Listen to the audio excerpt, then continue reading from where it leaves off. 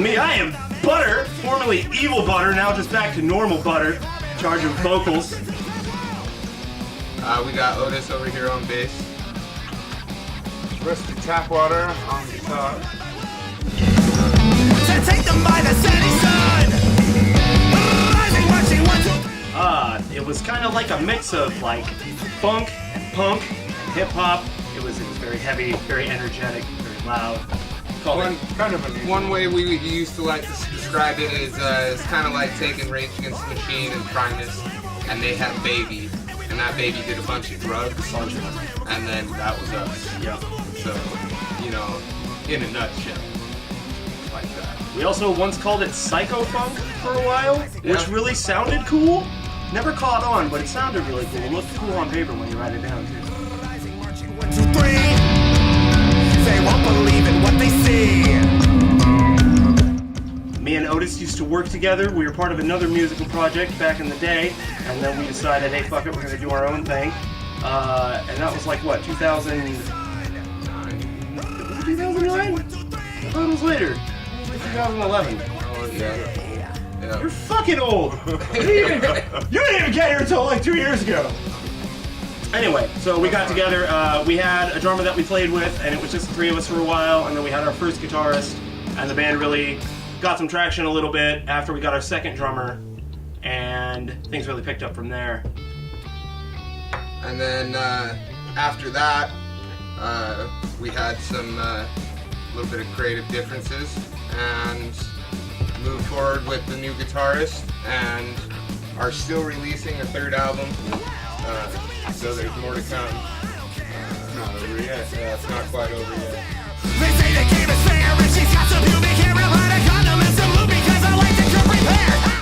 There's so many. Oh God, I'll tell my favorite one. So we played the Hawthorne. I think it was the first time we'd ever played the Hawthorne, and it was the middle of June, and we were playing with American Overdose and Earth to Ashes and some other band that I can't remember to save my life because they weren't as entertaining as American Overdose or Earth to Ashes. But it's hot as balls, stoned as fuck, and you know, usually you have this point where you get up on the stage and you're like, thank you X venue, thank you X city, right?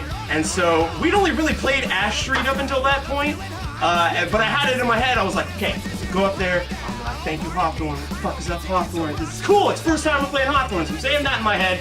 Song stops, walk up, get up on the fucking Apple thing, I'm like, what the fuck is up Ash Street? And it's just kind of silence, so much so that you can hear Otis and my mic leaning in and going, we're actually at the Hawthorne?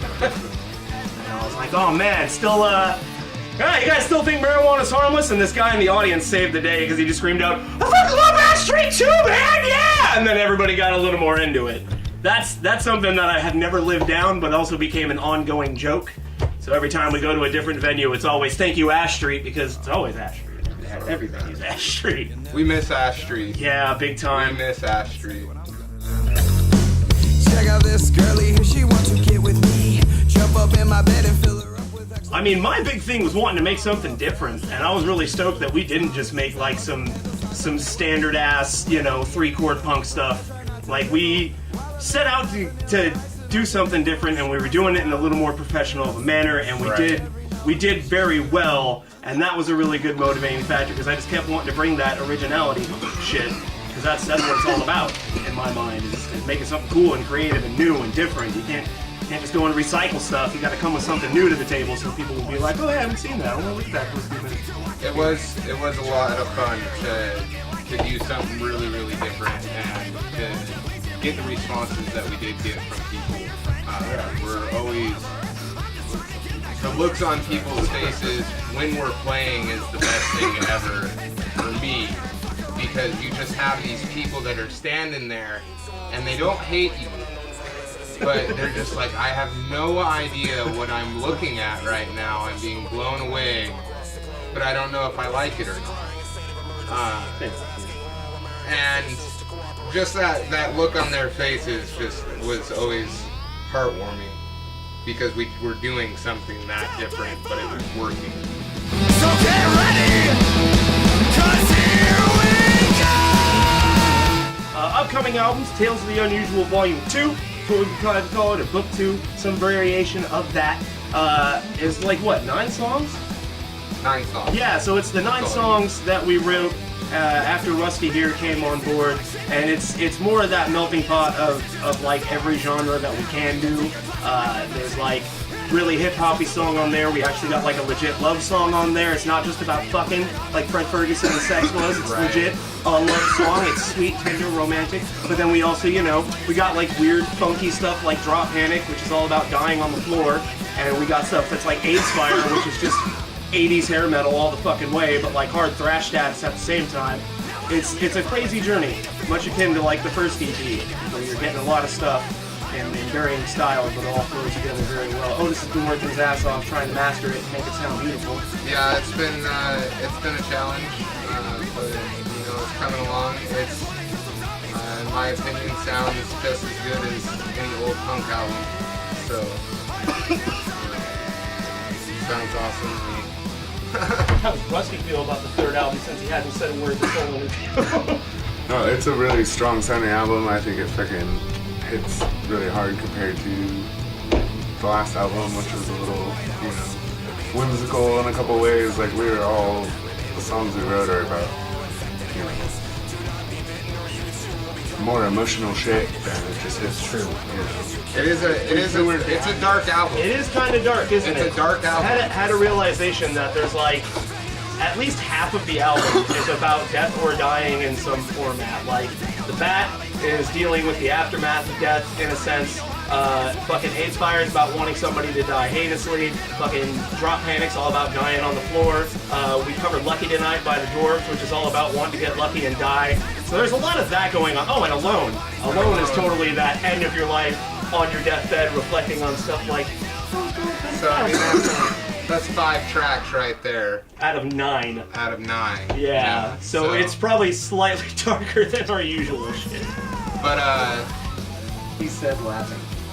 within that, I mean, you got to take into consideration what our version of dark is too. Yeah. Like, I mean, we're not. It's still very. It's still very upbeat, good sounding music. Like, Yeah, you know, AIDS Fire might be about wanting somebody to die in a fire made of AIDS, but there's still a lot of stuff that'll make you laugh. I'm still throwing in good punchlines because, you know, you can't be full of full hate. You gotta joke with them a little bit. right. You gotta poke the ribs. Be like fucking. What was the funny one in that one? Come on now. It's been a while. What was it? What was it? AIDS Fire. Besides just fucking. Hope you fall into the 8th cages in the zoo. I hope they aim for the gorilla, miss and hit you. I don't know how dated a Harambe reference is gonna be in 3 years, but that shit sounds fly to me. You know? I could just picture Winston from Overwatch. He's this big gorilla, but he talks, but he's in like a spacesuit. That's what I picture. He's like somebody falling in the enclosure, and it's a talking space gorilla being like, "Roar." God help me if I ever learn how to animate videos. Break it down, yo, 'cause I'm tougher than nails. I'm tougher than rubber. I'm tougher than all those suckers, and they gotta try to kill each other. Generally, I mean, within. Hold on. I'll shut my fucking mouth with smoke. So, within that, you know, it comes from the heart. A lot of the structure is built up out of jams. Hours of practice and jams. Emails upon rabbit Well, we record everything. And whether it's on a board or just a cell phone, like we have so many concept song riffs that are taken and picked and choose, brought around, and then we just come up with stuff too. There's points and times where we all work so well together that we will write a song. We will write a song pretty much just like that. Like it will jam out, record it that way, and then it's like, okay, well, this and this and this is gonna change, and then boom, like, we literally have a song. It's happened multiple times. Pretty much how Drop Panic came together. Yeah, Drop Panic came together just like that. Pretty much how Pro Punks came together. Oh, you came with Pro Punks, yeah. AIDS Fire got thrown together really fast. Yeah, I mean, some of this stuff is a lot more complicated than our first 2 albums. definitely working at a different angle with the drums and so Two guitarists have way different flavors. And Right. honestly, collaborating with Rusty here was a lot more fun because he picks up on it really quick and he can jam out with others. They've played together for a long ass time, so they know how Right. to click. Doing the new songs was a lot easier because Rusty knew what he was doing. Yeah, the songs did come together fairly smoothly. I don't think there was really any disagreements on any point as far as Yeah. what should go where. especially in creative ideas. Like, I mean, it was really easy to work with us. We think in the same terms. So it was fun. It was a lot of fun. There was a lot of active role. What's the words I'm looking for? You still think marijuana's harmless?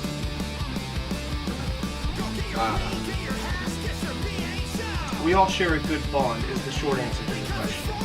The creative process works well between us because we all share a pretty good bond musically. We all pretty much know what we're going for. We click very well. We've all been working together for quite some time. It all works out. It worked out really well. Skip added a lot to that too. Skip was really good about picking up on cues and knowing what was going on. I missed it. Very much so. So yeah. Still a joke. Dude, he is gone, but his spirit never leaves because we have so many ongoing jokes with him. My God, so thrash. He only got 4 hours of sleep.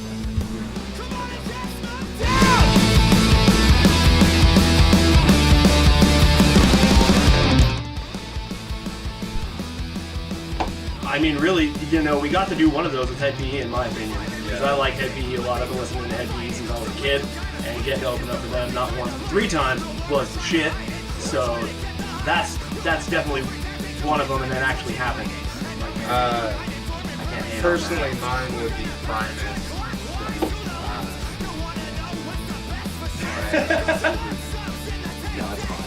that makes sense. It makes. Let's play. Come on, Cool you know that would be the Idol, ultimate so gig.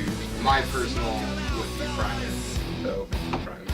God, if Zach De La Roca ever got back with Rage Against Yeah, the Machine Rage instead of this Against- Chuck D and fucking Be Oh, Real I- nonsense, then that's the answer too. Yes. Like if that ever happens, you have to fucking come out of retirement for that. God.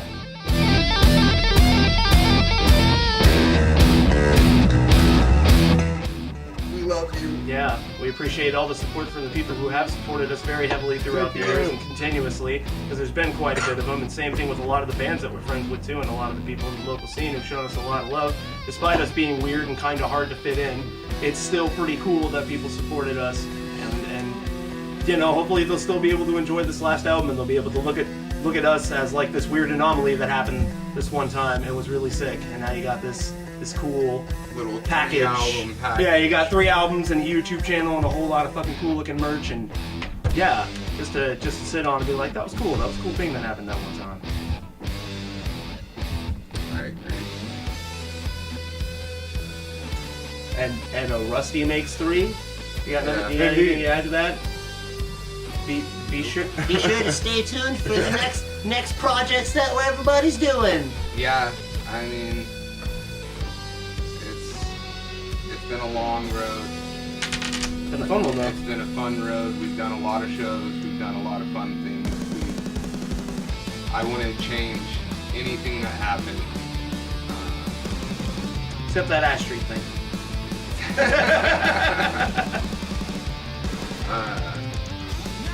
But we'll love and miss you. But other things will come out too, and not stop playing music. So just because Unsubs is done